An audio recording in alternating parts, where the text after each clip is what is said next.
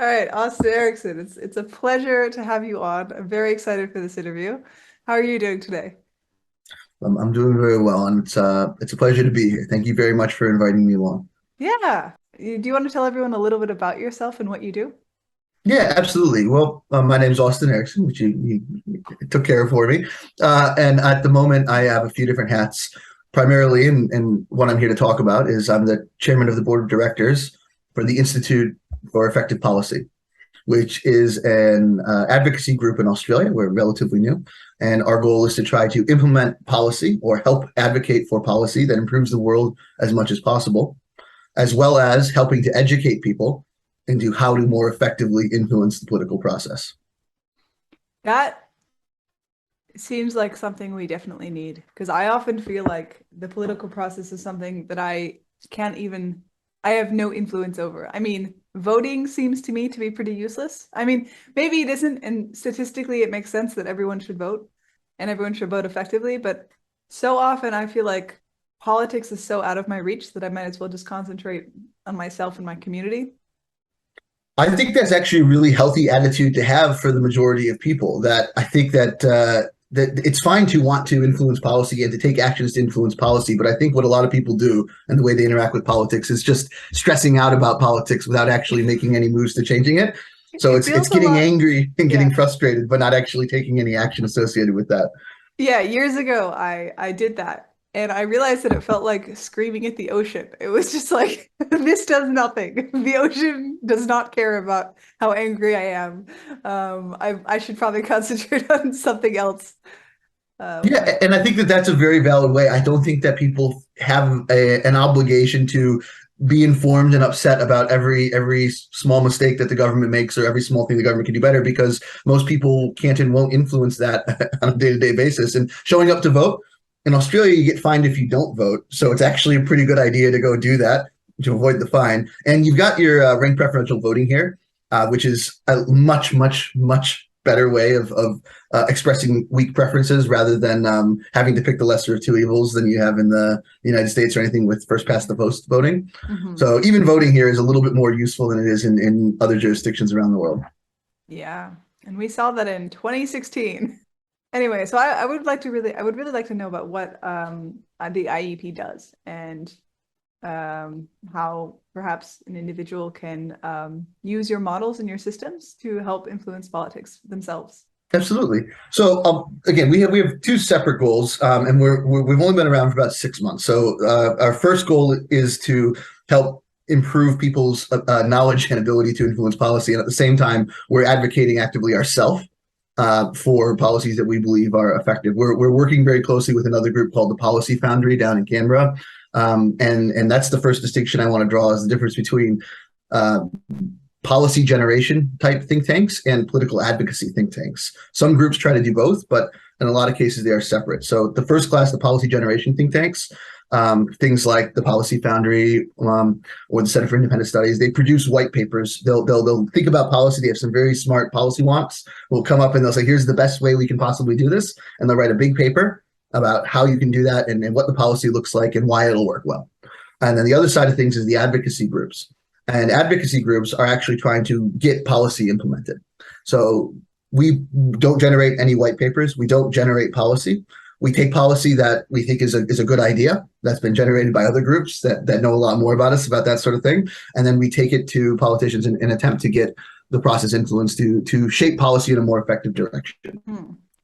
It seems like a good use of And your I think energy. that well, it's a good use of some people's energy, and hopefully we're using our energy in a way that is effective.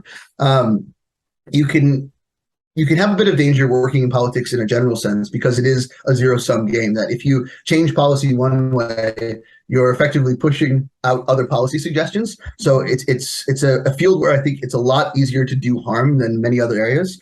Mhm. That if you take, for example, charitable giving, most charities at least do something positive, even if it's not the most positive thing you can be doing. Mhm. But you run very little risk of doing harm other than with the opportunity cost of possibly doing something more effective. In politics, you can actually make the world worse if you implement a policy that does the opposite of what it's supposed to do or has roll-on effects that you don't see. So it's a very fraught field in the sense that you have to be careful that what you're doing is right, and also recognize that there's a lot of human biases that make it very difficult for us to assess political policy objectively rather than emotively.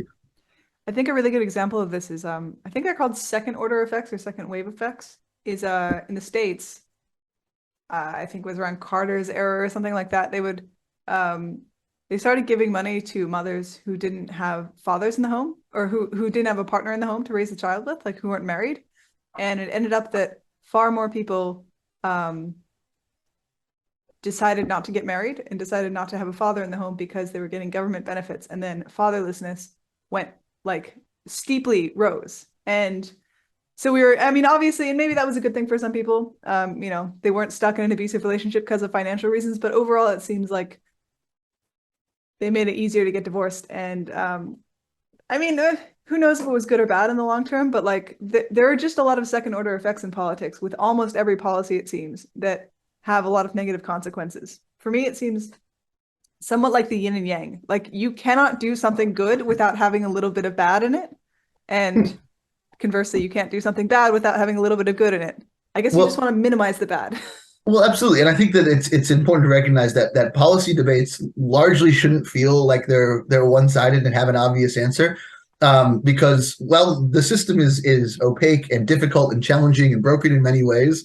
It's not so broken that if everyone thought something was a really good idea and it was a really good idea, that it wouldn't eventually get across the line.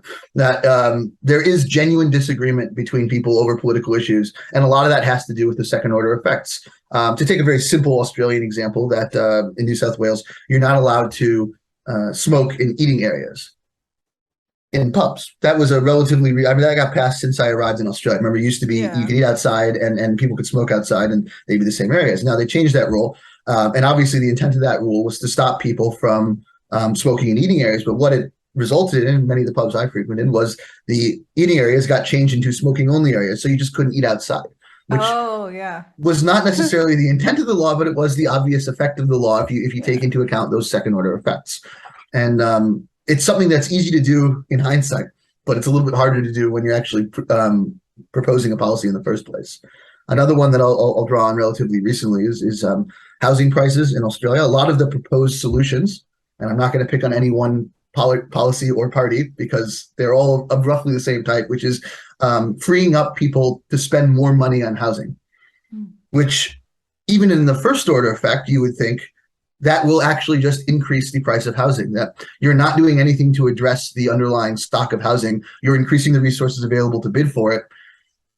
It's not actually going to do anything with housing affordability except in the very short term, where the first round of people who benefit from that additional spending power will be able to buy more houses, and then it will drive up the price even further, and we'll be back in the same place. So is that like the first homeowners grant that you're talking about? Something like that? I said I wasn't going to point any particular policy. Yeah, no, Austen doesn't. He's not in general, if you're increasing the resources available to bid for a finite stock of something, it's just going to drive the price up. Yeah. The way you can address prices being too high is to increase the stock of that thing or to reduce the demand for it, which in housing doesn't seem to happen. Build more demand buildings. just goes up. I mean, build more buildings. That's a pretty good solution for a housing. The government does do that. They do incentivize building large buildings with lots of apartments in them. So and that would be a better class of solution. That's the sort of thing we're trying to nudge towards. Is instead of saying let's try and make more money available for people to spend on houses, and say, well, why don't we try to make policy more friendly to create more houses? Now we're not working in that at the moment as an institute, but it's the sort of thing that we'd be interested in, slightly shifting the needle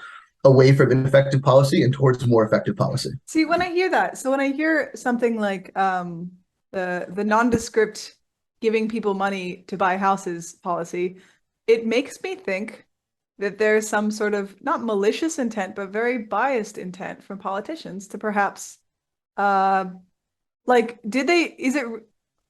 this really an oversight, or was this an attempt for politicians to increase the amount that homeowners might get by selling their house? Like, I don't think it's a good idea to ascribe maliciousness and make these people look like villains, but it does kind of seem like quite a serious oversight.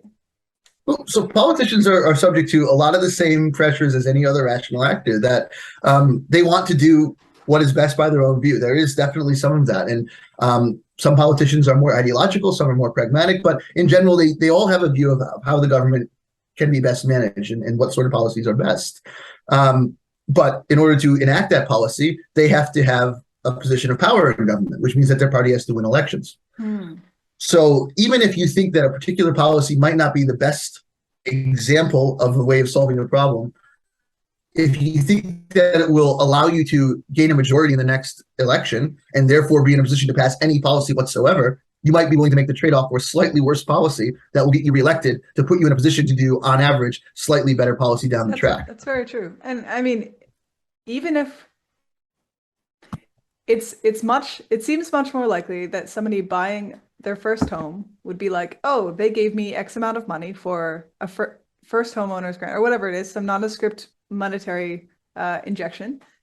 And they would probably look at that monetary injection and say, that's awesome, I'm going to vote for this person next time. And they might not look at the fact that this has raised the prices of all houses, because it's very hard to track why the market goes up and down. Sometimes it seems like there's a lot of randomness involved, and if not randomness, then so many different factors that it's almost impossible to figure out which one is the deciding factor. Absolutely. And again, I'm not a policy guy, I'm an advocacy guy, so I can't necessarily tell you what the cause of or the motivation is behind these. But I think it's very interesting that you mentioned the seen benefit that you get that's very tangible, that's very salient, of just getting $10,000. Like, that is obviously something you feel. Yeah. You don't necessarily feel the cost of all houses going up at the same rate as which you're being given this extra money. Bastiat, the French economist, wrote about this so long ago, about the seen versus the unseen, in a book called Economic Sophisms. And he talks a lot about these different examples of, here's the, and then Hark Henry Hazlitt as well wrote some really good stuff about how there's a seen effect of something, and then there's all of the second order unseen effects. And oftentimes, policymakers are just as subject to this error as other people, which is that we see something, we see the effect, and it's for us to see the cost, particularly if the cost is delayed, or the cost is dispersed, or the cost is counterfactual. For example, if you pass a policy that increases the rate of unemployment, one way that can be manifested is immediately people can start being unemployed. That's very tangible, and that's very easy to see. And it's very easy to see, okay, this policy is linked to this cause. But if instead the way that the unemployment increase is felt is because there's a slow in the growth of new jobs, it's very hard to see that, because you're looking at a counterfactual lack of jobs that would otherwise be there in 5 years' time. Yeah. And that's the sort of thing that makes it very difficult to predict in truth which policies will do good things and which policies have done good things. And again, there's very smart people looking at it. I'm not one of those very smart people, but that's the type of consideration that needs to be included when we're looking at what policies are effective. And then there's the separate game, which is how do we effectively implement these policies? Just because they're effective does not mean that they're popular or sellable. And that's sort of more where we come in. What are some examples of, do you not want to give examples of policies that might not be sellable or effective? I mean, not effective, sorry. Effective, but not sellable. Do you have any examples? I'll give you some classes of them. And again, I'm hesitant to talk about any policies that we're currently working on. Yeah. But if you have a policy that is benefits a lot of people, a very small amount, but has a large cost to a small group of people, that's a very difficult policy to pass, even if the net benefit is tangible. I can give you an example from the United States, because we're not working there. The sugar tariffs. The United States have a sugar tariff, and that protects a very small number of sugar growers, largely located in Florida. Now, their entire industry, their entire way of life, their entire welfare of these small group of people is based on these tariffs being in place. And what it causes the rest of Americans is a slight increase in the cost of sugar, and we use corn syrup more than we use sugar in a lot of things in the U.S. That's a small cost to a lot of people. I mean, I don't like the taste of Coke with corn syrup in it, but I'm not going to lobby my representative about that. And I may not even make the connection that it's because of the sugar tariffs and also probably the corn subsidies. So they got a small group of people who's getting a large benefit and a large group of people paying a small cost. The policy of getting rid of the tariffs, easy win. Obvious win, but there's not a significant push to do it because the costs are so dispersed. Perhaps the financial costs are more dispersed. I think high fructose corn syrup seems to have a lot of health costs that aren't necessarily obvious, but that's another story. But I mean, you have to be able to draw the connection between the health cost of high fructose corn syrup and protective sugar tariffs. Yeah. And that's not always obvious. And there's probably, I'm probably missing something in the linkages too from my analysis, that it's not easy to do that. And it's very hard then to get a consensus sort of advocacy push towards something changing. And there's ultimately only a few ways that you can change policy, and one of those is by Parliament passing an act. The other ones are with regulators changing the way they regulate things. And then in theory, you could have a referendum, which is very dramatic and almost never works, and certainly wouldn't work for something that's that small scale. Yeah, of course. What does the process of advocating for policy look like? So policy advocacy is it's sort of a multi-pronged approach if you're doing it really effectively. That again, politicians are responding to a lot of incentives. They're responding to incentives within their party. So I was going to say, now that's the direct approach where you go and you actually talk to politicians, and the other one is the more grassroots approach, and that works if you have a large number of people who are in support of a certain issue, and that would be, okay, well, I've gotten all these different people together and I've mobilized them, and you show evidence of that mobilization to the politician. Now that's a lot harder, but it can be a lot more effective as well. So it seems like the direct approach, where you're going to a politician and educating them, requires some really high-level communication skills, because I imagine you get a very short amount of time with the politician and you have to convey something probably pretty complicated to them very quickly and entertainingly. I mean, they're still a human being, right? They still need to be gripped by something. Yeah. So how much of your organization's energy goes to learning how to convey things in a compelling and educational manner? I would say that you, from our standpoint, we're better off picking people who are already adept at that, and then putting them in the position where they can communicate those ideas rather than doing the training directly. I am very interested in the science of persuasion. That's the class or the think tank I offer at Macquarie University is about the science of persuasion and how you can be a more effective communicator. Cool. So I'm interested in the training aspect as well. And it is a learnable skill. I want to emphasize that. It's not something that you're either a good communicator or you're a bad communicator. But at the moment, we're just trying to make sure that our team of people is very adept at communicating effectively and concisely. I'm not so good at the concise thing, but I'm not the one sitting in the room with most of the politicians. This is a multi-hour podcast. You've got plenty of time. Conciseness is not what we're looking for here. But to give you a sort of a concrete example, a bad way to do this would be to go into a politician's office and drop, a textbook-sized thing on their desk and say, "Please read this." Bye. That will almost never work. Every now and then, you'll get a senator or representative who really is interested in an idea, and then they'll ask you for more materials, and that's great because then you can really give them like the heavy stuff and like this is the level of stuff if you want to be a policy expert. Yeah. A lot of times though, they're just like, I just want to know, good or bad, wave tops. Should I bring it to my friends in the party room and say this is something we should consider? Yeah. And then we'll get the whole apparatus of government looking at how to actually create a policy that embodies these ideas or these thoughts. So a nice little one pager is great.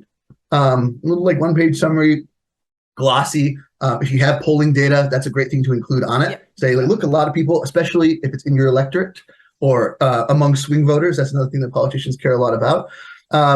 This is something we can at least get them to say, okay, I'm interested enough to learn more. Yep. And then you might have the 3 or 4 page policy executive summary, which is here's some high level information, a little bit more than the one pager, but enough information that you can kind of say, I now understand this issue enough to know whether or not I want to learn more or whether or not I'm already convinced. I read some marketing book. I don't remember what it was, but one of the examples that he gave was that he gave like 100 packages to the secretaries for Secretary's Day, like secretaries at these large CEOs, and all of a sudden, all the cold calls to the CEOs were really hard. Maybe it was like a handful out of 100 calls he would actually get to the CEOs. But as soon as he gives all the secretaries a Secretary's Day gift, gives them like some cookies or a piece of cake and a nice handwritten letter, suddenly he's got access to all the CEOs immediately, because these are busy people. They have people in charge of filtering things out. And as soon as you talk to the staffers and get to know them, and I mean, a lot of it's probably just how personable you are, I imagine. That's a huge part about the initial thing. And I won't lie, that like it helps to be likable. It hurts you to be a jerk. And that's true in many things, but I think that a lot of people, especially when it comes to politics, they feel like they have to go in and win an argument. And that's the wrong way to approach a staffer. It's the very wrong way to approach a senator. Yeah. If you go in and your attitude is, I know more than you and I'm going to show you that, you've lost the battle already. You have to be willing to discuss. You have to be willing to admit that you could be wrong, and you have to be sort of saying, "Hey, I think this is a useful thing to think about." Are you the Um, guy who goes and approaches the politicians and the staffers? Because you are very personable. Thank you very much. I have in past roles with different organizations. I'm not currently doing that. I'm on the board of directors, so I'm here in an advisory capacity at the Institute for Effective Policy. But I don't take an active role in the day to day. Our executive director, Nathan, he does all of the day to day going and talking to people. We're working on getting an internship program set up where we can hopefully get some community members who are very passionate about this and train them up in that and get them to start doing things. I do have a pass to Parliament House, and I'll be down there for an event at some point in the next few months, and I will do my handshakes and talk to the people I know. But no, I'm out of the game, as they say, and it comes to the day-to-day stuff. What do you do as an advisor? As so on the board, well, so board, I give advice on strategy and approaches, and I know a few different folks in Parliament House, staffers and parliamentarians, and I can say, this is a good way to approach this person. This is a bad way to approach this person. Right now, one of the things that we're doing with the Institute for Effective Policy is we're trying to enable a group of politicians to set up the Parliamentary Friends of Effective Altruism, which is a parliamentary friendship group. And that's very much just a matter of talking to different people that we know and then trying to say, hey, effective altruism might not be your bag. Do you know anyone whose bag it might be? And then getting referred to them and getting a group of people who are bipartisan but also interested in the ideas of this effective altruism group. And there's also a lot of associated risk with partisan capture. That politics gets people funny. People get very tribal. People get very emotionally invested in political things. And if at any point you're trying to sell an idea that's associated with one particular side of politics or another, you're going to be associated with that side of politics. The types of policies that I think that we're really trying to go for, things that are bipartisan, non-controversial, and marginal but effective. So this is sort of different from the traditional effective altruist take of looking for high-scale interventions. We're looking for things that we're trying to maximize our ability to influence over the long term. And bipartisan, that's avoiding capture by one side or another. It's making sure that the ideas that we're promoting and our reputation as an institute isn't associated as a left-wing institute or a right-wing institute, because again, that basically eliminates your ability to influence policy during half the time that the other party's in power. It also limits your ability to recruit, and it limits your ability to gain community credence, and it limits a lot of things. So bipartisan is just really, really good from a marketing perspective as well as a practical perspective. The second is the non-controversial versus popular. Now, popular is great, but popular tends to get passed. If an issue is popular and everyone likes it, it usually just gets passed without too much ado. Now, there's tweaks around the edge that can be made, and those tweaks are things that we would be interested in doing. Of like, how can we make this policy slightly better or slightly more efficient? But those tweaks themselves would not be the popular ones; they'd be the non-controversial ones. The non-controversial one just means that if we pass a policy, if we convince a politician to start moving a policy forward, they're not going to get angry letters from anyone. Or if they get an angry letter from anyone, it's going to be one person who writes angry letters about everything, and so they're not going to worry about the angry letter.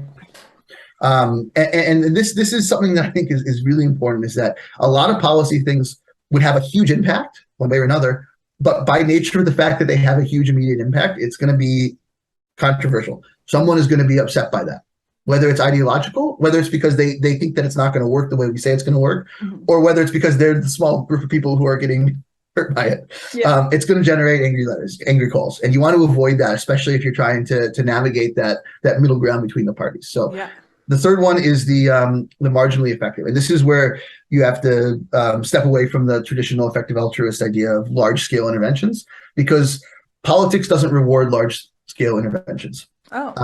Probably the ideal policy for any given area is fairly far away from where we are now. It seems very unlikely that the perfect policy is just left or right of where we are at the moment. But would your viewers be familiar with the concept of the Overton window, or should I explain that a little bit? Probably explain it. Okay, so the Overton window is a concept of what policy is permissible to talk about and realistic to pursue at a given time. 200 years ago, the idea of giving women the right to vote would have been outside the Overton window in a lot of countries. Mm-hmm. Nowadays, it's ridiculous to talk about taking away the right for women to vote. The Overton window has shifted completely past that point. Yeah. But at some point in the middle was a point where you could suddenly discuss giving women the right to vote. People would get on board with that, and eventually it was able to become policy. So that there's a group of policy proposals that could be discussed and could be passed right now, today. And there's a group of policy proposals that could be discussed and could be passed in 20 years from now.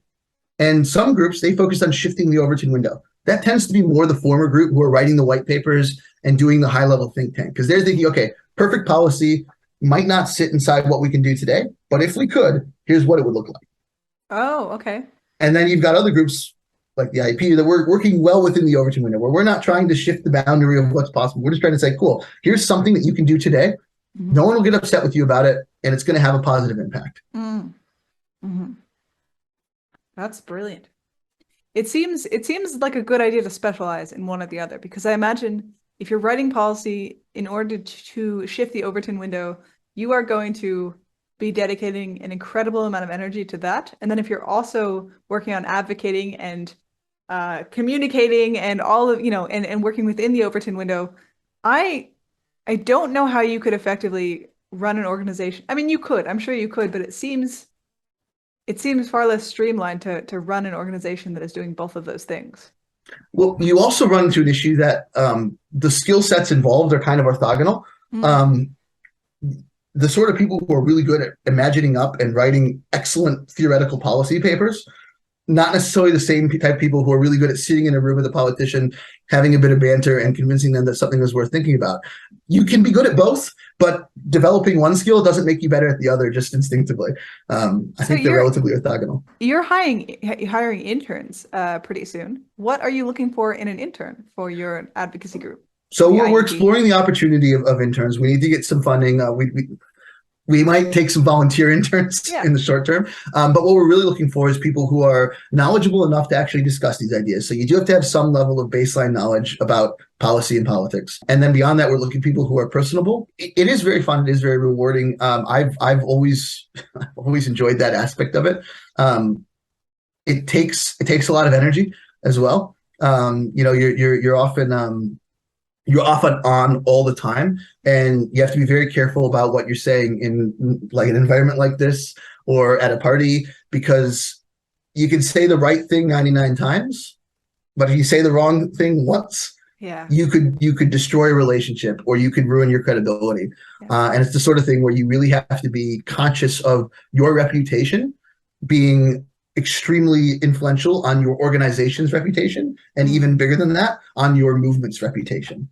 That it's very, very easy to destroy the respect and the reputation that you've earned if you're not careful, if you're a little bit silly, a little bit careless, a little bit callous. And that's why I have my own podcast where nobody is affected except for myself. Can I say, and we're back, like a dramatic radio show host? Absolutely, you can. And we're back. Yeah, baby, we've had some technical difficulties and Austen got a coffee out of it. So we're doing great. We're energized. We're feeling good. Thank you so much, Elliot.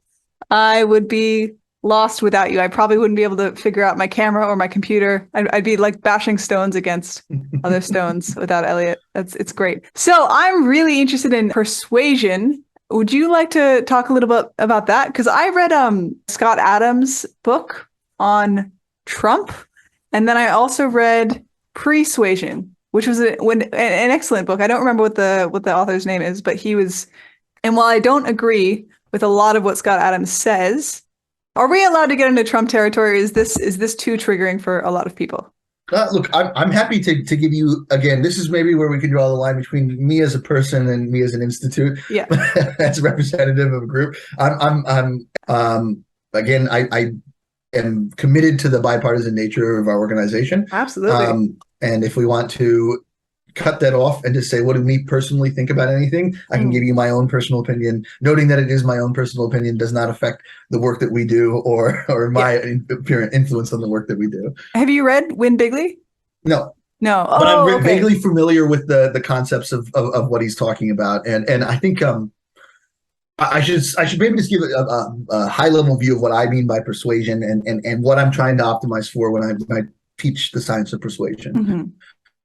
Mhm. You can get away with deceiving people in a one-off interaction, but at the end of the day, enough of those one-off interactions of being dishonest will give you a reputation for dishonesty, Yep. and it will limit your ability to influence certain people who value honesty forevermore in the future. Mhm. Again, there may be even some group of people that you could fool all of the time by lying. You can lie, and you can lie consistently, and some people will not care, and they will believe what you say regardless of your history of lying. But there'll be another group of people you can't ever persuade.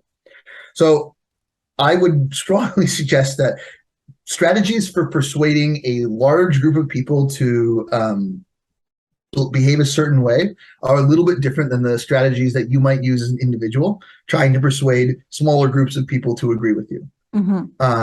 And this is the key point I would say, aside from be honest and be ethical, is that no one in the history of the world has ever changed someone else's mind. The only person who can change your mind is you, and the only thing you can do for other people is to get them into a state where they have the maximal propensity to change their own mind. That's what Mhm. persuasion is. It's getting people into that state that maximizes their likelihood and ability to change their own mind. And I think What if does you look, that state feel like? what does that state feel like? Well, think about the last time that you changed your mind about something. I'll tell you one thing. It didn't probably feel like you were losing an argument. It may have, but I would guess it was probably just like it felt easy. An easy decision should feel easy. And a hard decision takes a lot more work. It takes a lot more effort. And it takes a lot more time with yourself. Hmm. I think Most I do people, change. I think I do lose arguments and change my mind, but it hurts. it hurts. It hurts. Yeah. And do you do it in the moment you lose the argument, or do you want to go off and sit a little bit and think about it? I think I'm pretty good at changing my mind. I think I'm actually very skilled at changing my mind. And And taking criticism. I will say that that's fantastic, and I don't know that it's a skill that a lot of people have. I agree. Yeah. Further, I don't know that it's a lot of skill that a lot of people think they or don't know they have, if that makes sense. Yeah. I think it's something that everyone thinks that they're good at, but realistically, I think people often will. I'll give a scenario that I have found myself in, and I think most people have found themselves in, where I'm arguing with my significant other, and I've realized I'm wrong. And I know on some level I'm wrong. I'm wrong. And the argument's going, and I cannot say the words, I'm wrong here. I need to step back and take some time and change my own mind. And then I can come back and say, okay, you're right. I'm wrong. And I think that that's a much more common experience for people than just being able to be like, oh, you're right. You've proven me wrong. You're wrong. Now, the cases where that is easier for everyone are cases where you don't have an identity associated with it. So if you want to change my mind about which Star Wars is the worst, I could be swung to The Last Jedi. I could be swung to Return of Rise of Skywalker, whatever the third sequel was. I could be even swung possibly to Attack of the Clones. And I don't have an identity associated with any of this, so it's not going to feel like a hard decision. It'll be very easy to get me to that state where I can change my own mind about that. If you were to try to change something about maybe my self-image, like you're trying to be like, yeah, Austen, like you look really bad with a beard. I'd be like, oh, that hurts. Like that would be hard. That would be hard. It would make me angry. It would make me defensive. Yeah. And that's the type of decision that most people feel like politics is. Oh, yeah. It is very tribal. It's very identitarian. Yeah. We feel like our identities are threatened when our political views get challenged. I'm no exception to that. So that's why I think a soft touch is especially important. What Donald Trump does and what most politicians do is not actually trying to convince the median voter to vote for them. They're trying to convince their base to show up and vote, especially in the United States, where there's enough people to vote for you that if they all show up and vote for you, you win the election. So you don't actually have to be convincing any middle voters in the United States. You just have to convince your voters to show up. And not only that, but I think I would assume it's also swing voters to join, like to come be part of the come join the party. Like have fun with us. We're having a great time. yeah, just come be part of your tribe rather than, well, I guess that is kind of changing minds. That's more effective, and that's more effective in Australia. Again, the U.S. has an interesting thing because a lot of people don't vote. Turnouts are very low. You can try and get the median voter over to your side and win an election that way, or you can convince the median voter that both sides are equally bad and there's no point in them showing up at all. And that's you don't have to get the vote if you can take it away from the other person. Oh, that's interesting. So if you can motivate your team to show up, convince the people who aren't on either team that it's not worth choosing, you've won. Unless the other person does that better. And I think that's the world according to Austen, why American politics is so messed up. One of the main reasons is because that's the strategy, that's the persuasion strategy that people are choosing, rather than trying to convince the median voter, which still does occur in Australian politics to some extent, that there is that chasing of the median. And you end up with two parties that are fairly similar, which I think is actually part of a healthy democracy in a lot of ways, that they are chasing that median voter still, rather than just trying to convince their team to show up and then people in the middle not to care. That has changed the way I think about American politics. I knew there was an extremist element to it, but I never really came, I never fully understood why it was so extreme and what it was doing. That makes a lot of sense. That's the world according to Austen, though. Like, this is definitely not like 100% truth from Austen. I am not an expert in American politics. This is very much armchair with a cigar, thinking like, yes, that's the way the world works. So please don't go off and say like this is definitely what happened. But that's my hot take. There is this other concept that I've heard about which is like how Trump got elected, I think as well, and how to run your YouTube account too, which is sometimes I don't know if you're familiar with the Andrew Tate phenomenon that just happened. He's just this sleazeball who's been all over YouTube, right? And he says these crazy things, and like 10% of guys are like, whoa, this is cool. I want to start treating women like this guy does. And whatever it is, just he's saying insane stuff about misogyny, whatever. But the thing is, like, every time one person who hates him shares him, then he might share him to 10 people.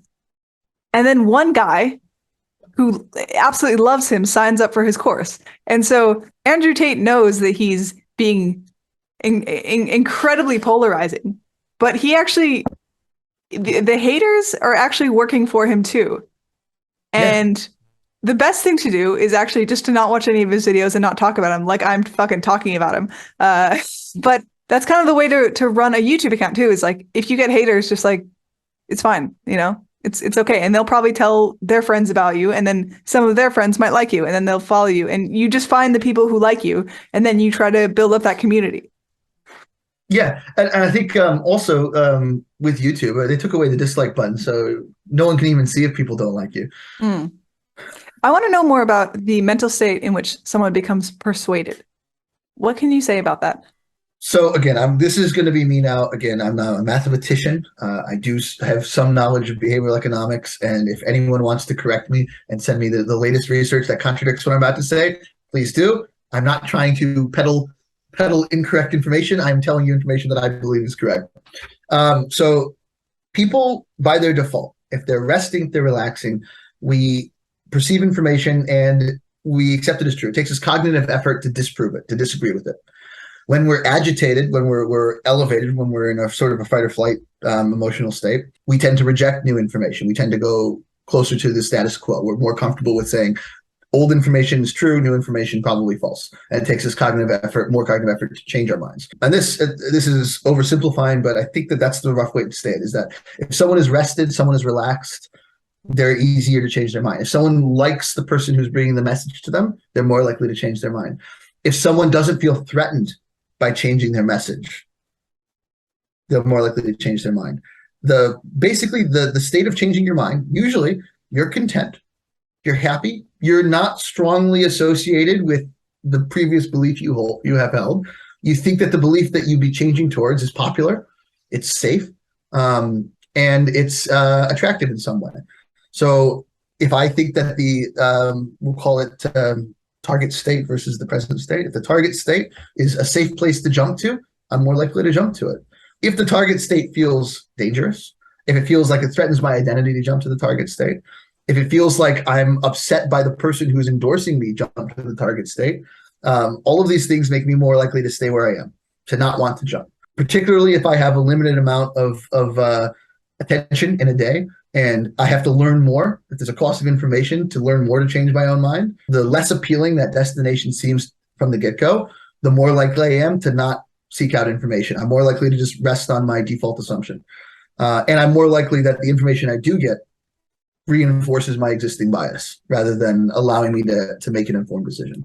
So in short, and I've already been very long. The short thing is the state of about to feel your mind, you feel comfortable, and it doesn't feel like that big of a deal to change your mind. It just feels like a change of preference or a change of opinion. Not all things will feel like that. And as you say, you have changed your mind. Sometimes it hurts.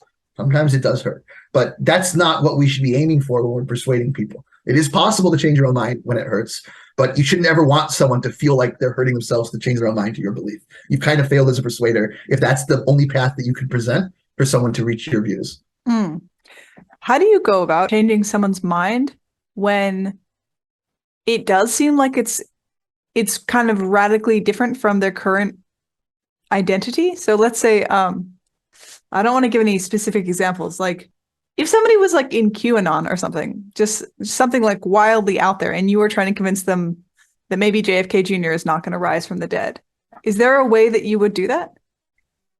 Yeah, I'd start by listening to them. I'd start by listening to what they have to say. I'd start by identifying any points of agreement that I couldn't find. And I'd start by making them feel like, well, I disagree with you, but I don't think that you're evil. I don't think that you're stupid for believing those things. Yeah. Because it's hard to be persuaded by someone who thinks you're stupid and evil. Yeah. Even if you think someone is stupid and evil, if you want to persuade them, you're probably better off trying to put those beliefs to your side, because you aren't going to defeat them with all caps facts and all caps logic. It isn't the way that humans work most of the time. Maybe the ideal human works, and maybe there are people out there who do work that way. My guess would be in the case of the QAnon person, that's not how that person works. That they're not just going to see, okay, well, here's a reasoned argument, boom, because they probably already seen that argument. So yeah, listening to them and befriending them is a very effective way to start persuading someone. We talk a lot. One of the first points I emphasize when I'm teaching persuasion is about you as a messenger. And large group of traits that make a messenger seem trustworthy and persuasive. They fall into kind of two rough categories. One of them is the strength of your personality. One of them is the warmth that you exhibit. Strength is things like competence and trustworthiness and respectability, and just a sort of I would call it the halo factor, which is just your general perceived like goodness. And then there's the warmth, which is the likability and the similarity. And this is the more soft, like how much would I want to have a beer with this person versus how much would I let this person watch my kids on the weekend. And the most persuasive people are strong and warm. And you probably have a tendency towards one or the other. I very much tend towards having a strong personality, which means that I'm usually heard. People usually have to listen to what I want to say, but I can come across as abrasive and unpleasant. I have not found that at all, ever with you. That's very kind. Sarah might say something otherwise. I can be pretty stubborn, and I can be a pretty boorish when I'm in a cranky mood and I haven't had my coffee. But I think that the another type of person is they tend towards warmth. They tend to be very friendly and very conflict averse and very likable, but they may often feel like they're not being heard, or they would feel like a bad interaction was one where they didn't get a chance to say what they thought.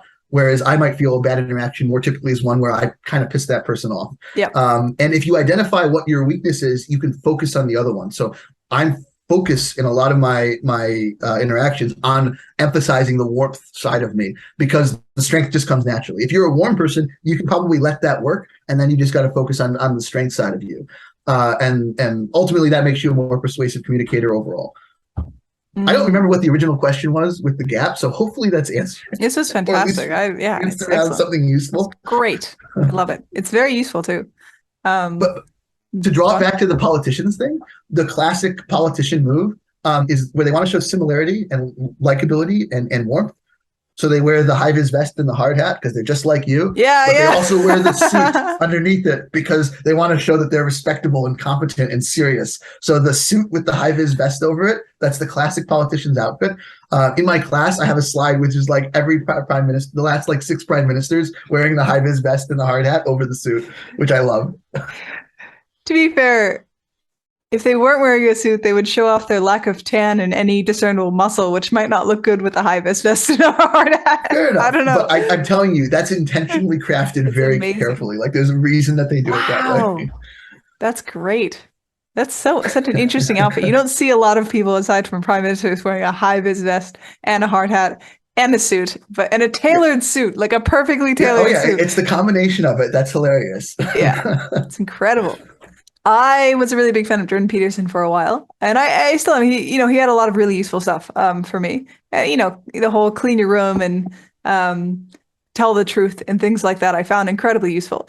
But in recent times, I've noticed that I kind of had to like stand on the shoulders of giants and kind of take what was really useful for him from him and then kind of leave the rest of the stuff. And in particular, I noticed, and this has been ruminating in my mind for a while, that he has the way he talks about the left, like the bloody postmodern neo-Marxists, is just, if you think about things in context of tribalism, and like you just, it's like we will not get anywhere if you're constantly talking shit about the other side. And like they're not going to be convinced, or almost maybe 1% of them will be convinced.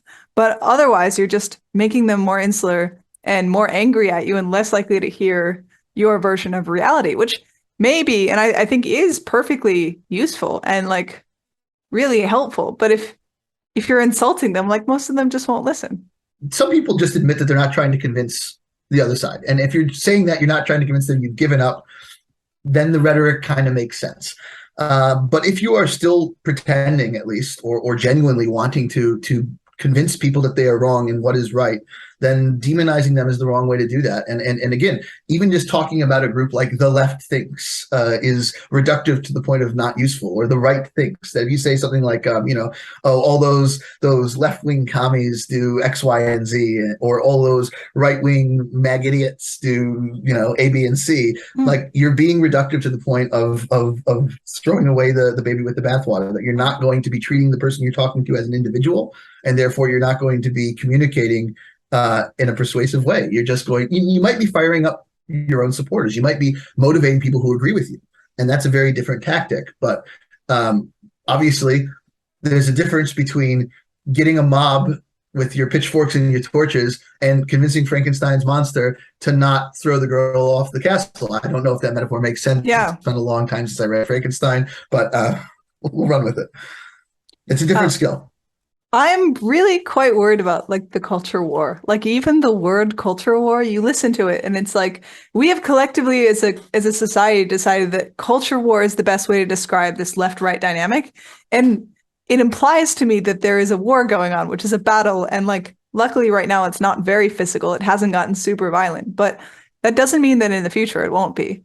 And when I hear people talking on the internet, I have my own political ideas and all these different things, but like when I hear people talking on the internet about, just disparaging the other side, it's like, well, are you actually trying to stop physical violence from happening in the future? Or are you trying to empower your side so you have a better team? Because those are two really different directions that we can go. If we want to actually do the best thing for humanity, I would think that the best thing for humanity is to try to reach out to the other side and de-escalate and listen and persuade and be nice, and not to call them bloody postmodern neo-Marxists or whatever it is. Yeah, and I would agree with you.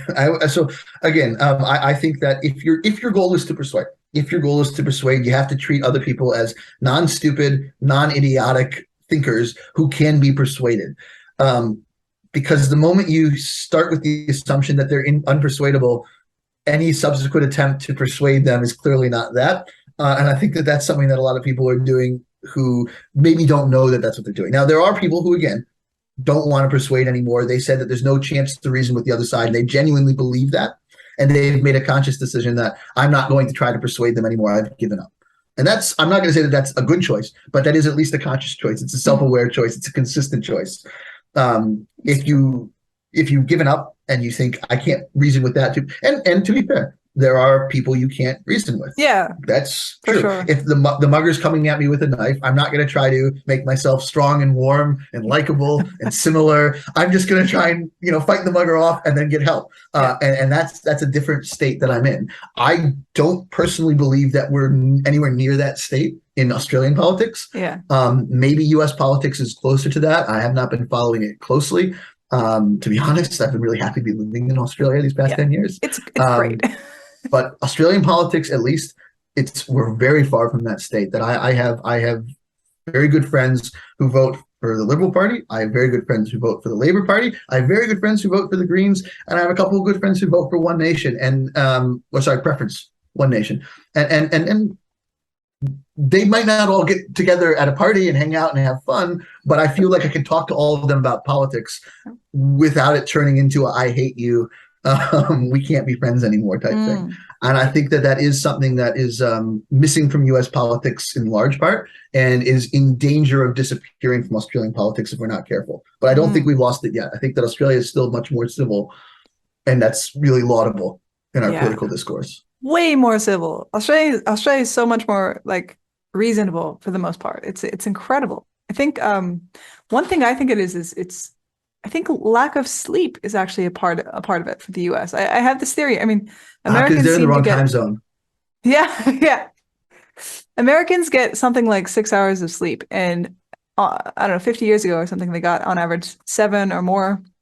And even an hour less of sleep is enough to do it permanently affect your mental health. I mean, I don't know about permanently, but like over time, it will drastically affect your mental health.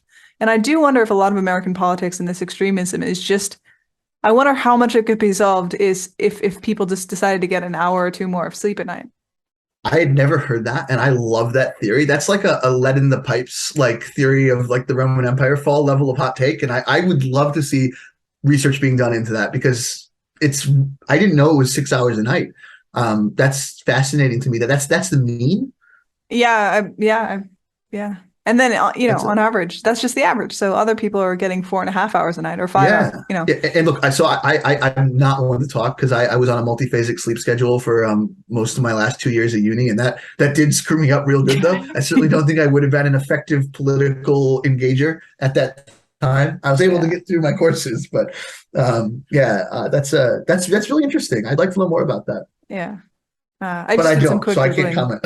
Yeah, absolutely. I just did some quick Googling. So, I mean, that I haven't done an intense amount of research into that, but as far as I know, that's about right. Something that Trump did with Persuasion that I really loved was I don't think he called it shifting the Overton window, but he did something like shifting the conversation. And Scott Dilbert talks about it in his book, where I don't like Trump. I think he's fucking not a moral person, but like his persuasion was insane. It was amazing. Like one thing he did was, this reporter asked him one day, the Pope, he says, the Pope has denounced capitalism. What do you think about this? And this really puts Trump in a hot place, because he doesn't want to disparage the Pope. His fans or whatever are very Christian. And then he also doesn't want to denounce capitalism, obviously. So this reporter has put him in between a rock and a hard place.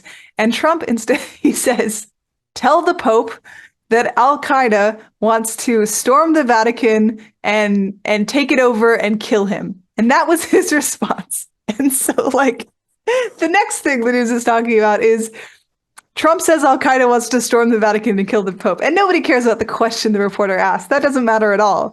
And so Trump has completely reframed the situation to make something controversial that gets him a lot of press, and suddenly just the question doesn't matter. And he just does this all the time. Well, this is, again, I think it's wrong to say that Trump innovated this or that Trump came up with it. This is a staple of political discourse, that if you watch a debate, if you watch Q&A, politicians don't answer the questions they're asked. They answer the question they want to answer. I do the same thing, probably. I mean, all humans do that intuitively. Some are better at it than others, and Trump does it in a very dramatic, flashy way, where he diverts in a way that is like attention grabbing rather than in a way that's calming. But if you go back and you watch some of the old debates with televised debates with Bill Clinton, he was an expert in this as well. He would get asked the question, and he'd turn on the charm. And he'd look at the person who asked him the question, and he'd walk over there and he'd say, I like you. And I'm not going to tell you the answer to your question, but I'm going to tell you a few other things that I think are important. And then everyone would clap and say, that's a really good answer. That Bill Clinton, he's silver tongued. And that's still not answering the question. And if you are, again, if you are performing for an audience, the norms of how to be persuasive are very different than if you're talking to someone. Because I'm not trying to persuade the person I'm debating in a debate. I'm not trying to convince them. I'm trying to convince the audience. And then that's very, very different. If I'm being interviewed, I'm not trying to convince you. I'm trying to convince whoever's watching you interview me. So the norms of debate there are very, very different than if you're just in a room with someone who you want to convince to believe you. Does that make sense? Yeah, absolutely. That makes a lot of sense. And with I social don't know media, if I'm saying anything profound, yeah. but I think it's true. What I found really interesting was state that somebody needs to be in to be persuaded, and like all the different like they need to feel like they're on your side, and they need to feel like it's an easy jump, and they need to feel like it's popular, and all those things. It's like that checklist is so useful. I really like that. So I don't know if you're saying anything newfound, but you're explaining it in such an easy way, such a simple I way. appreciate that. And I guess it's stuff that when you think about it yourself introspectively, most people will agree with that. They'll think the last time I made a decision, did it hurt me? And then you can identify the decisions that you made that did hurt you and think, okay, could I have been put into a different state where that decision would have been easier? And now look, at the end of the day, there are decisions that are just bad decisions. Sometimes you have to choose between two bad options. And that's hopefully not the case when you're trying to persuade someone, that you're trying to convince them of a slightly less worse option than the really worse option. But sometimes that's true. How can the average person get involved in either changing policy, like again, shifting the Overton window with policy, making things, creating new policies, or advocating for policy? So I guess the level of ability to influence and the way you influence depends on how much you want to spend, how much resources you want to spend. And I think this is where it's important to really do some inward looking and decide that if you want to change your career and spend your life influence the political process, there's a very different set of steps you need to take than if you just want to do the minimal effort to live a happy life, but shift things in the right direction. And the minimal effort to do a happy life, shift things in the right direction, find someone who you really respect, who you think understands the issues really well, preferably someone who's not a politician, but who is a policy expert, like an economist at a university or someone who's studied political science. So ask them who to vote for in each election and then write your preferences that way. Or throwing that out, if you want to do even less work, just vote for a minor party and then vote for the major party you hate least. And then just do that every election, and then don't think about it in between. And then you'll have the best impact you can have without driving yourself crazy. The next level up might be if you want to support a particular cause or candidate, and then I would say you have a task of information discovery ahead of you that you can't be skipped, because again, politics is one of the zero-sum arenas that we play in. And just saying, I want this politician to be elected and I'm going to fight for them, you skipped a very important step, which is this the politician that I should be supporting? And remembering that politics is zero sum, you can do a lot of damage by supporting the wrong candidate. So the moment you step above this threshold level of, I'm just going to vote, I would strongly, strongly encourage people to research. Understand that what is true, and again, research is not reading blogs of people who already agree with what you're saying or what you think. It's actually going out and reading people who disagree with you. It's getting to the point where you can pass an ideological Turing test. And you can cut this definition out if you think it's common knowledge. An ideological Turing test is one where you can write a viewpoint convincingly enough that people could not tell whether it was a supporter of that viewpoint or someone who disagreed with that viewpoint. So if you understand your opponent's argument well enough to write it out in such a way that it's completely indistinguishable from a honest defense of that position by someone who believes it, then you've understood enough to then, I would say, take the additional level of more involvement. If the way you think conservatives, if your idea of conservatives is they're greedy and only want power and money, then like you're probably not passing the ideological Turing test. Yeah, and it's the same. If you think that conservatives just hate poor people for the sake of hating poor people, Or if you think that liberals are they just want everyone to be poor and live in the forests and get rid of civilization, you haven't understood the beliefs. And I think that's really I would say a prerequisite to operating in politics. It's not one that most people meet, mind you. There's a lot of people who work in politics who probably don't understand their opponents all that well, but it's what I would encourage you to do. But let's say you've done that. Let's say you've done your research. That's my caveat. You've done it. And you're like, yeah, okay. I know which team I actually want to win. But you're not ready to commit your career to it. So you can either get involved with one of the activist organizations. So like the advocacy side of things. You could get involved with the political process itself. So volunteering for a political party. Whether at election season or whether it's in between the elections, which volunteers are usually really easy to come by during the election season, but there's always work for volunteers outside of that. So that's another way you can have an outsized impact is if you're willing to volunteer not at the election, because that's when all the volunteers dry up. So, and then the third level is if you're willing to actually start working, considering it as a career, considering it part-time, you can either work within the government, so get a job in the public service in an area that makes policy or shifts policy. You can get a job as a staffer or working with a political party, and that requires a little bit more interpersonal skills. And I can talk a little bit more about the different skill sets that people might want to have for these roles. And the third one is you can work for a think tank or an advocacy group on the outside of politics, whether it's a policy generation think tank or an advocacy group think tank. I noticed that you didn't mention tweeting angry tweets at politicians. Yeah, no, I didn't.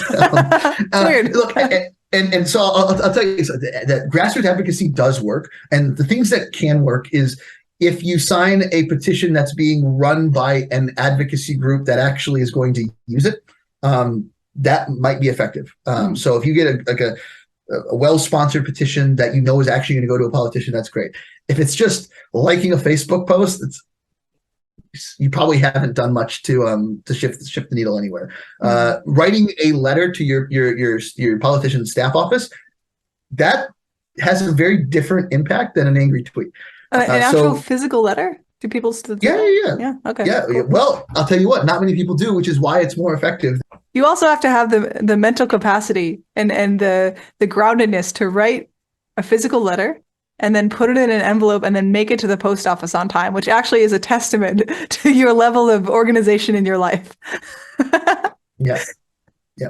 But I think especially if you can get a few friends to write a letter as well. If a politician gets 3 letters from 3 different people that say more or less the same thing, that's much more telling than a bunch of likes on a Facebook post or retweets of someone who's critical of them. That's fantastic. Now, some of them are more sensitive. That's a life hack. Some of them are more sensitive to tweets than others. Some politicians do read their Twitter and get quite into it. And but you're not going to change their mind by yelling at them just because people's minds don't get changed by being yelled at.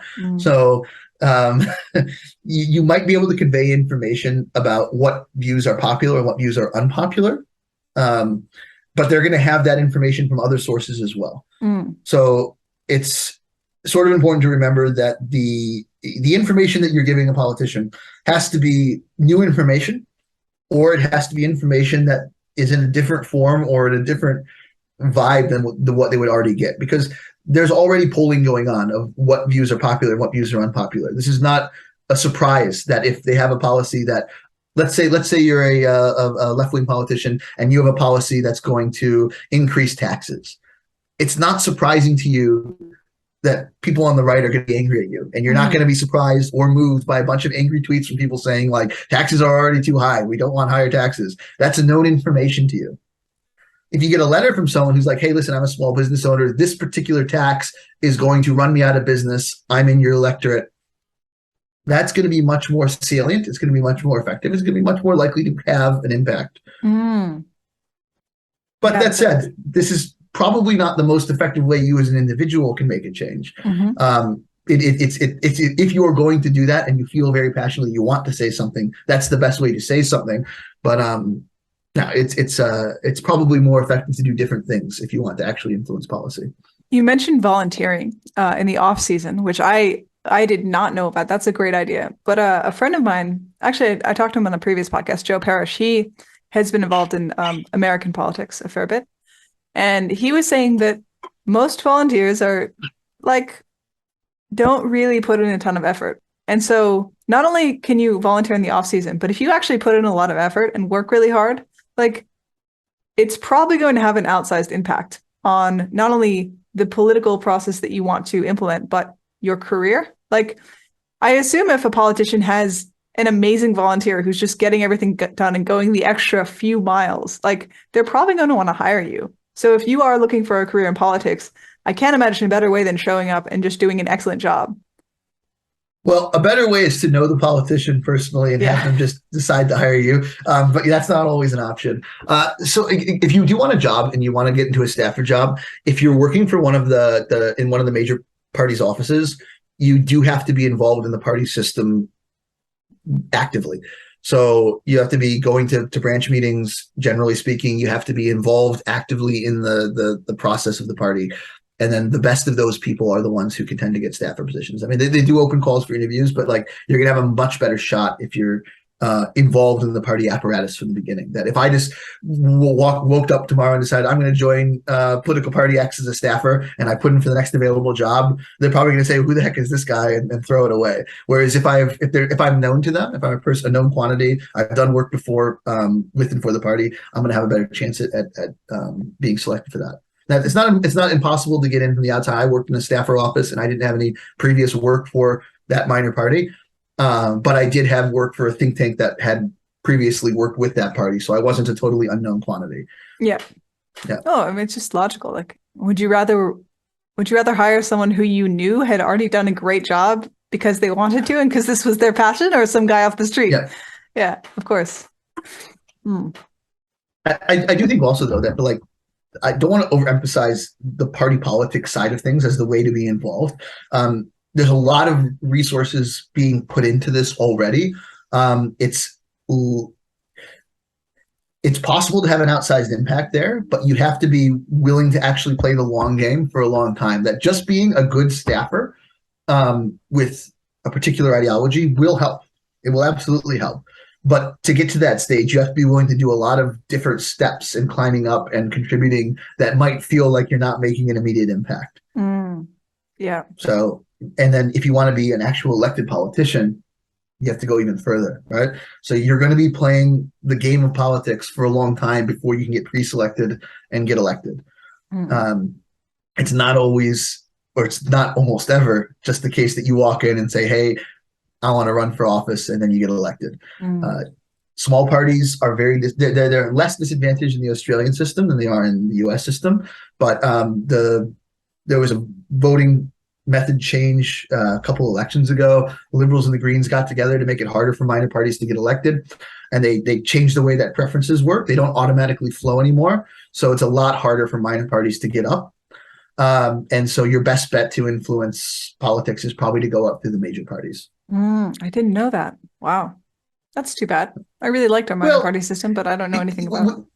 There's still very possible for minor parties to get up, but it used to be the case you would write a 1 above the line and say it in the Senate vote, which is where most minor parties get up. And then the party, if you didn't write below the line, the party would decide where your preferences flew. Okay. So what they would do is they'd all trade their preferences as minor parties. And so you'd vote 1, and then it would go to all the different minor parties who are working together. And then eventually it would end up with the major party. Yeah. Whereas now if you put 1 above the line, if your party doesn't get elected, your vote expires, it disappears. So you have to go below the line and actually rank things. Otherwise, your vote doesn't go anywhere after the first vote. Oh, I didn't know that. Okay, good to know. Thank you. So it's a very effective way to squeeze minor parties out of the system, which was, I think, the stated intent of the system. This was a good example of a policy that achieved exactly what it intended to do, which is to reduce the amount of minor parties in parliament. On the social media front, this is something I've been talking about for a little bit, but I do wonder whether in effective altruism we could have more room for social media. And I don't necessarily mean even promoting effective altruism, but just something like, I think we probably know about the issue with I talked to Jack Rafferty in a previous episode about lead, and he's part of the lead exposure and elimination project. And this isn't anything to do with Jack, but like there's this issue with lead where it's found in things like turmeric in Bangladesh and it's found in paint in Malawi and all these places where lead should not be, right? Yeah. And I don't understand why EA doesn't or somebody doesn't start funding like campaigns to pay Bangladeshi influencers who would probably be way cheaper than regular influencers in Western countries to talk about the fact that there's lead in turmeric. And like we don't even need to talk about EA because I think the EA likes to have this kind of smaller community where everyone knows each other and people are really, really interested in very important topics and going deep and things like that. And so maybe we don't want people who are like who found out from TikTok and who are trying to like just scream on Twitter about things. But like, is it not worthwhile to have, if we want large scale influence, is it not worthwhile to like tell the population about these issues that are going on? Well, that's a really good question, and I'll tell you, I don't know. I think, especially, I shouldn't comment on the most effective way to expose issues outside of Australia because I would be totally just making stuff up. I think in Australia, there's a risk you run with a strategy like that of being perceived as astroturfing. So that phrase is just a sort of a play on grassroots, where grassroots are you get a bunch of people in the community who care about something and you coalesce that movement and point it in the right direction and bring it to a policy and say, hey, look, all these people think this is important. You should think this is important too. Mm-hmm. Astroturfing is where that group of people doesn't exist. So you basically try and seed the views that you want in the community and then say, hey, look, here's this grassroots thing that just happened and I'm pointing in that direction. Yeah. And correctly or not, that's frowned upon. It's seen as sort of like a manipulative thing and it can backlash. So I don't know if something like paying an influencer to carry a message could be perceived as potential astroturfing and have a backlash that is counterproductive. Now, if it's something like just giving information, that seems more neutral. But the moment that gets tied into maybe any sort of political effort, you run the risk of backlash. That would be my initial assessment without having thought about it too long. That's a great point. I have not received that feedback yet. That's a fantastic point. Because the artificialness, it's like, it's like seeing an ad or something. You don't treat it the same.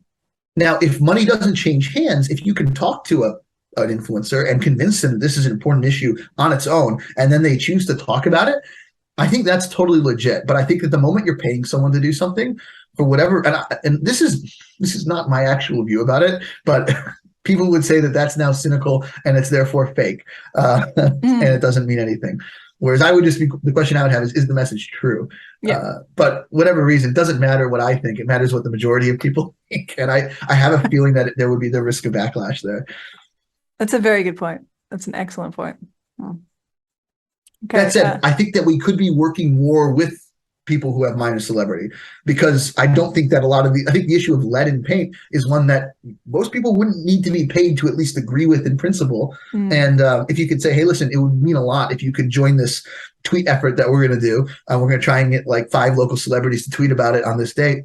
Would you be willing to do that? I think, I don't know. Maybe I'm ascribing too much humanity to influencers, but I would imagine that most influencers would be happy to spend that time and be like, yeah, sure, that costs me nothing other than a tweet, and it's for a good cause, which can only help my own exposure. So as long as you're not paying them, I think that that's a great strategy. That's a great point. That's a really good point. It gives me a lot to think about. Excellent. So with the IEP, you mentioned you didn't want to talk about policies that you are trying to implement. I'm wondering if there's any information that you can give in regards to, did you say marginal benefit to everyone before? So it's a marginal shift, but it's a beneficial shift. So I may not have said it in those words, but the idea is we're not trying to make dramatic policy changes. And I didn't go into huge detail about why that is. I can talk about that now if you like, but yeah, sure. They should be marginally shifting things one way or another. And the benefit should be obvious. There shouldn't be any question about whether or not the change we've made is good. So a good example of something that I think everyone would agree on: taking a bit of money that's already being spent and spending that money in a more efficient way. That's fairly easy to measure. That's fairly easy to say that no one would oppose that. Whether or not you think that money should be spent in the first place, we haven't changed that. All we've done is just say this money that's being spent, we're going to make it spent better. And that's a really easy win. And So that's what I mean by stuff that's very clearly beneficial. Whereas, let's say we're going to spend 10 billion extra dollars on something that wouldn't have otherwise been spent. There's the risk of someone saying like, well, is this actually the best place to spend that money? Whereas if you take money that's already earmarked for a cause and just make it do that thing better, it's unequivocally like, okay, yeah, that's unobjectionable. I you don't have have this the crowding out. I have this, I know this person who I won't go into too much detail over, but he worked for IT in the government in some sector, and he was pretty high up there. And there was a politician that he was talking to for like years, and he was like, hey, we really need money for our IT services to do X. We're doing this very specific thing. We need money for it. And he's talking to this politician for years, and finally, right before the guy leaves office, he writes a check for $10 million to buy new computers for the IT help desks, which was not my friend's department. So this politician had just like wasted $10 million. I'm sure the IT department was really happy for it, but it was absolutely the wrong department, and nothing got helped. And then he got out of office, and so he couldn't even try to get back the money. And like, there are so many examples of just money being like burned in politics, just thrown into the wind. And like, this is a complete bipartisan issue. Nobody can, I mean, so few people will argue that we need less money wasted in politics, but it doesn't seem to be any, I don't see there being an active campaign about like, let's figure out how to make our dollar go further. It's because it's not sexy. It's because it's not something that motivates donors. And this is sort of an issue when you're running a not-for-profit in political advocacy. Your money either comes from the government or it comes from independent donations. The government will fund you to do things that the government already thinks is a good idea to fund.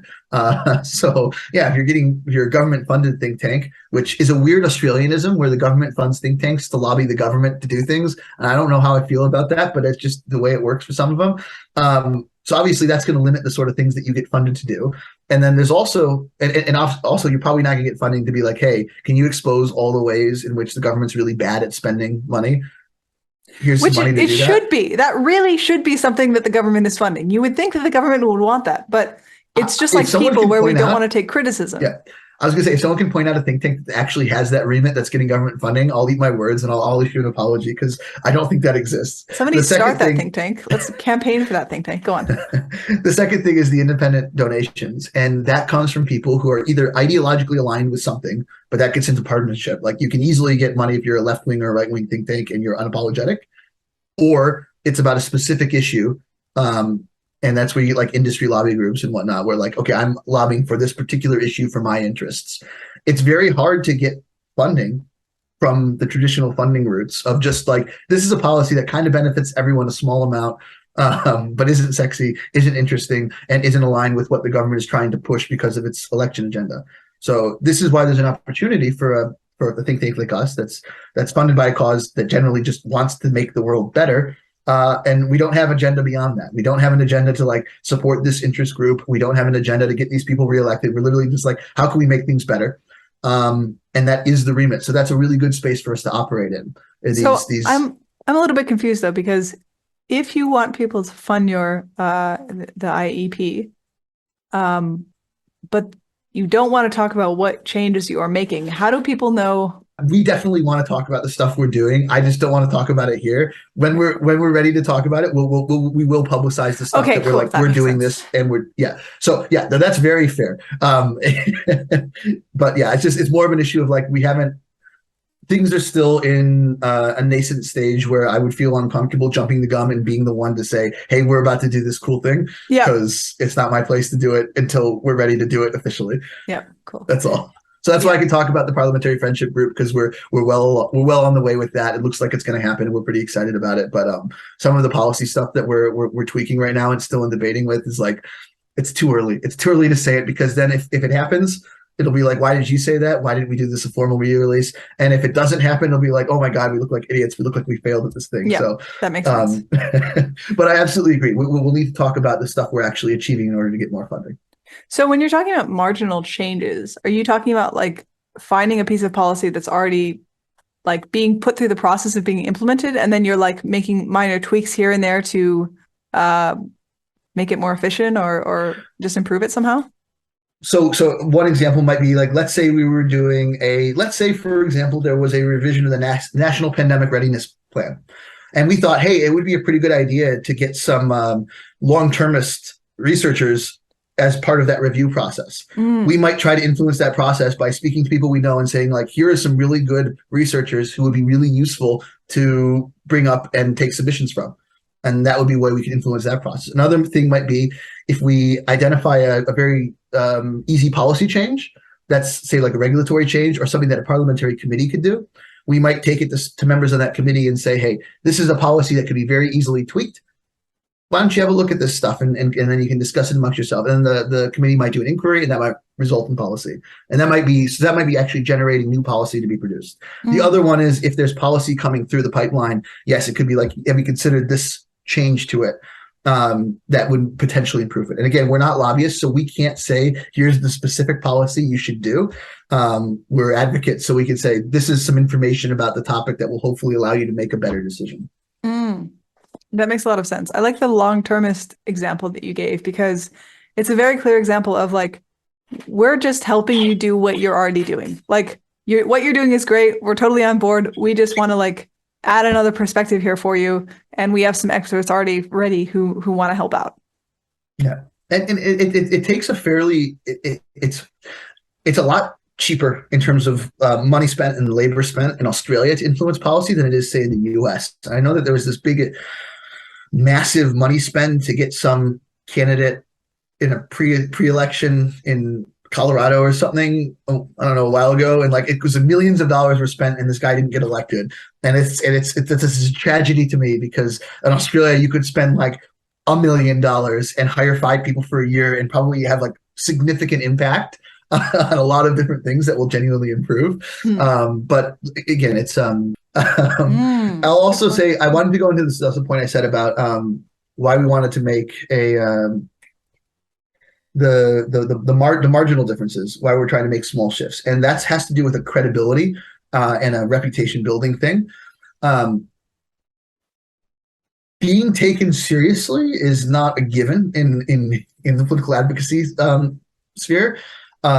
Having any position that is seen as extreme will make it challenging to be able to achieve anything concrete. So if you come in and you say, for example, I think we should totally change the way that we do taxation. We should scrap income tax and GST, and we should replace it all with I don't call it a land tax or something. So I'm making a fundamental change to the system. Now, I might have a white paper that says this is a great idea, but that's not going to happen. I cannot go to a politician and be like, I think we should totally change the tax system. Would you consider bringing this up in the party room? And they say like, no, that's ridiculous. Get out. And furthermore, I'm not going to take your next call. Whereas if I come in and I say, hey, listen, did you know that if we brought in the base of the GST, and I'm not saying these are policies we're suggesting, I'm thinking of a domain that I could easily come up with examples from, but that might be a marginal change that we could make. And that's like, okay, that's within the realm of something I can do. It's not overly controversial. And that one might actually be controversial, broadening the base. So pretend that that's just an example, not a real policy. So the marginal changes are things that can be easily brought up. They don't cost a lot of political capital for the person who's bringing them up, and they build organizational credibility. That if we get seen, the IEP gets seen as okay, well, these people, they come up with small positive changes that make governance better. That's a really good reputation to have. Coming in and saying like, wow, they have lots of wild ideas, even if it seems like they're well-intentioned and the policies might be pretty cool, we're not a serious organization then. And by extension, we're not a serious movement. And this is one of the other big reputational risks. So I think reputational risks are partisan capture. That's a huge one. But just radical or incompetent is also a really big risk of failure mode. That if we are seen as extremists or unrealistic, which also kind of implies some incompetence, that if we really think that coming up with an extreme plan is actually a good idea and bringing that to a politician, that burns credibility and it makes it difficult to do stuff in the future. Wow. That's a fantastic point. Politicians really are, I mean, their entire job is influenced by the popular vote. So even more than in a regular social situation, you need to seem grounded and able to make those little changes and like, Yeah, very, very based in reality. Mm. And that's also with the there's a tractability aspect there, and there's also a neglectedness there, that there are people shouting from the wings. Those people exist. They're loud enough, and so there doesn't need to be another group who's shouting about the extreme examples in terms of the amount of good that we'll do. So I think what we're trying to do is really occupy a niche that doesn't exist, and that needs to exist. The niche that doesn't exist is rational, logical, bipartisan, effective policy changes. Well, this is a good example of something that went terribly wrong. Is that, it used to be evidence-based policy meant something and it was taken seriously, but now it's just everyone says it and it means nothing. Like, oh, it's just evidence-based policy. Because like, yeah, okay, name one person who isn't supporting evidence-based policy. Yeah. Like, no one will say that, oh no, I'm not one of those evidence-based policy people. Evidence. Yeah, no, I don't need that. That's why, again, it's like you have to be careful of the words that you're using, and again, we're careful that while we're starting the Parliamentary Friendship Group of Effective Altruism, we're not saying these are effective altruist policies. We're saying these are effective policies that will make the world better. Yeah.